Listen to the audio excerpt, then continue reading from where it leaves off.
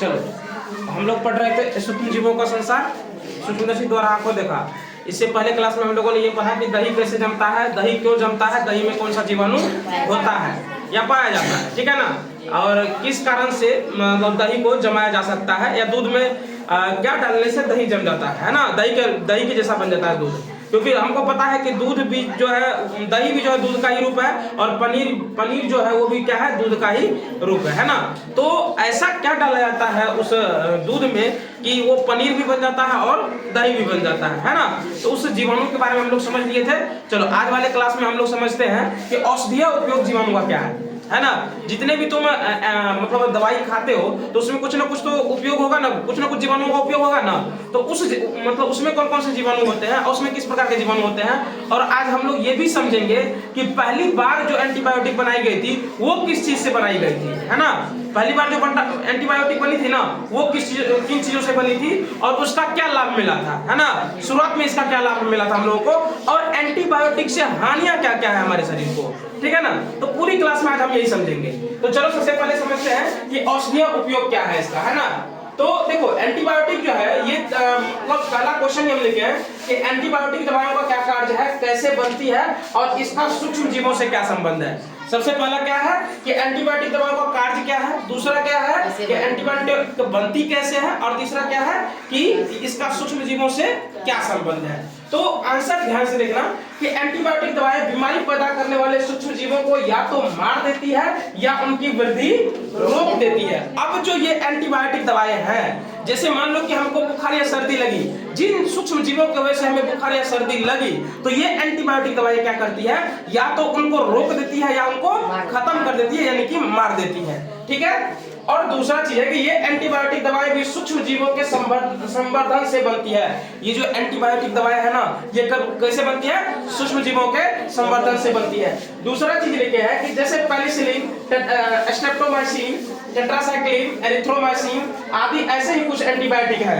ये कुछ एंटीबायोटिक के नाम है, जैसे हो गया तुमको पेनिसिलिन हो गया, स्ट्रेप्टोमाइसिन हो गया, टेट्रासाइक्लिन हो गया, एरिथ्रोमाइसिन हो गया। ये सब क्या है, कुछ एंटीबायोटिक है जिसका निर्माण जीवाणु, कवक आदि का संवर्धन कर किया जाता है। इन सबको कैसे बनाया जाता है, जीवाणु, कवक या आदि का संवर्धन करके बनाया जाता है, ठीक है। तो पहला क्वेश्चन हमारा क्लियर हो गया। क्या था क्वेश्चन हमारा कि एंटीबायोटिक दवा का क्या कार्य है, यह कैसे बनता है और इसका सूक्ष्म जीवों से क्या संबंध है, समझ में आ गया होगा। चलो अगला क्वेश्चन हम लेते हैं, या मतलब पहला पॉइंट हम लेते हैं कि जीवाणुरोधक या एंटीबायोटिक दवाई किस प्रकार बनाई गई। मतलब अब हमको ये समझ में आना चाहिए कि जो ये जीवाणुरोधक या एंटीबायोटिक है इसको किस प्रकार से और सबसे पहले किस वैज्ञानिक ने बनाया था, है ना।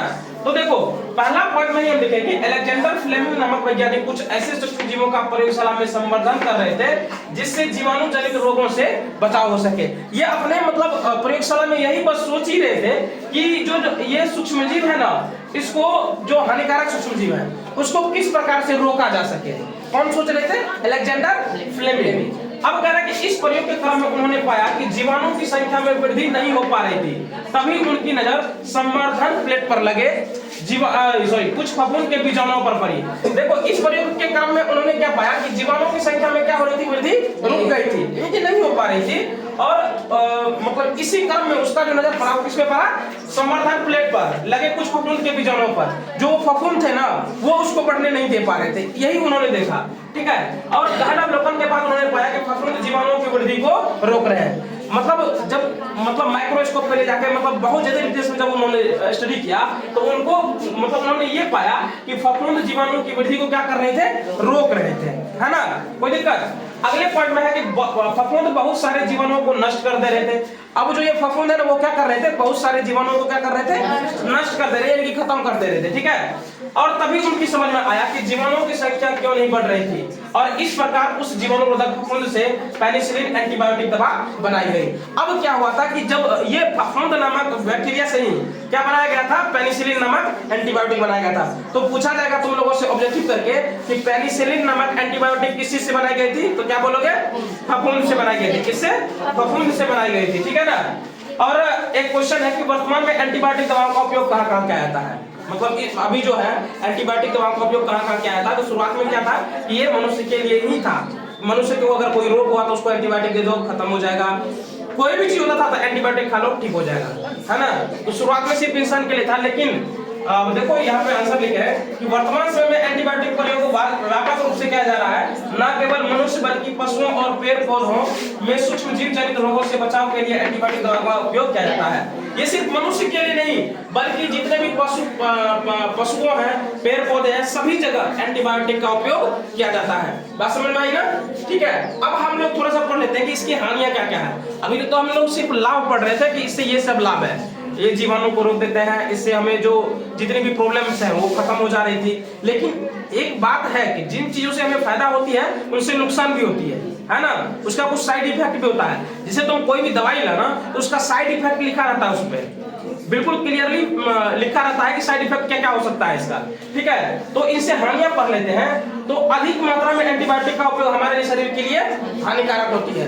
अधिक मात्रा में अगर एंटीबायोटिक का हम लोग सेवन करते हैं तो वो क्या होती है, हमारे शरीर के लिए हानिकारक होती है।